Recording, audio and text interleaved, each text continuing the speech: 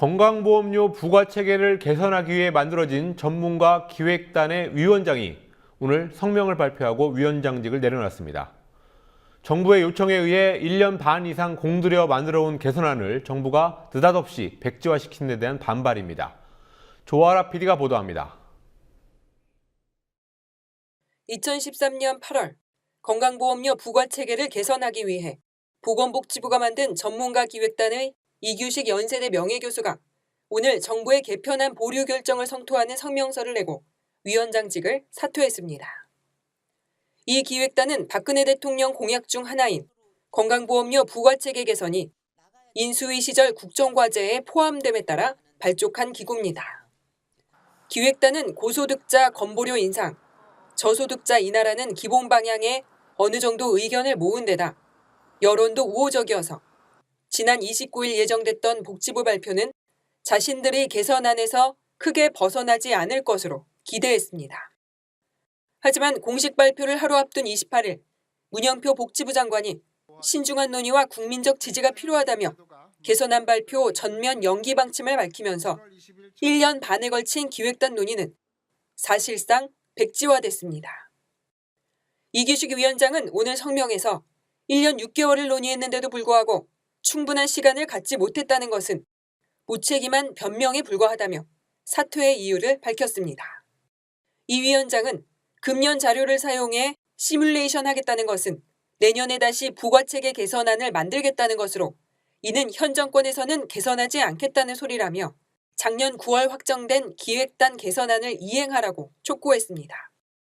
16명으로 구성된 기획단의 일원이었던 김태현 민주노총 정책위원은 이규식 위원장의 성명에 동의를 표했습니다.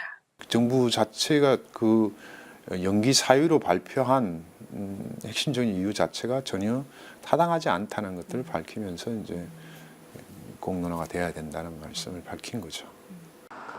건보료 개선안의 골자는 소득을 중심으로 단일한 보험료 체계를 구축한다는 것이었습니다. 재산을 기준으로 한 현행 부과체계와 고소득자의 무임승차 문제를 개선한다는 겁니다. 현행 건보료 부과체계에 의하면 소득이 없는데도 집이나 자동차를 근거로 건보료가 매겨지고 직장 다닐 땐 회사와 반반씩 부담하던 건보료를 직장을 나와 지역 가입자로 전환하면 전부 본인이 내야 합니다. 고소득자가 자식이나 아내의 피부양자로 등록해 건보료를 한 푼도 내지 않은 경우도 적지 않습니다.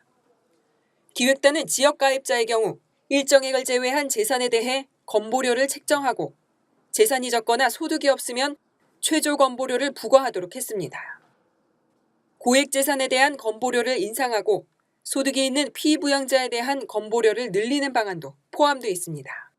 지난해 초 생활고로 스스로 목숨을 끊은 송파 세모녀 사건은 현행 건보료의 기형적인 부과체계를 그대로 보여줍니다. 세대주인 어머니는 소득이 없는데도 지역 가입자로 매달 5만 원가량의 건보료를 내왔습니다. 개선안대로라면 송파 세모녀의 월 건보료는 16,480원으로 줄어듭니다. 말하자면 정말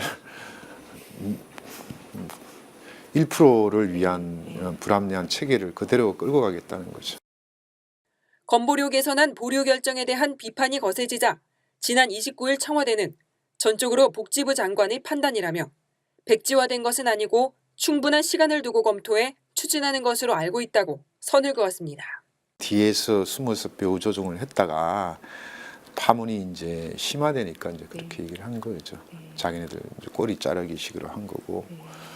아예 처음부터 그럼 다시 시작하겠다는 거면 그럼 그게 1, 2년이 더 가는 거고 그럼 정권 말기에 끝자락이에요. 거기서 무슨 안을 발표하겠다는 해봐야 실행을 할 수도 없는 상황이 되는 거죠. 개선안 백지화 논란이 커지자 정부는 올 상반기 내에 저소득층 보험료 부담을 덜어주는 방안을 마련하겠다고 밝혔습니다.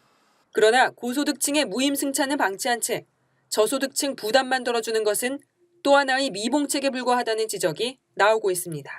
국민TV 뉴스 조아라입니다.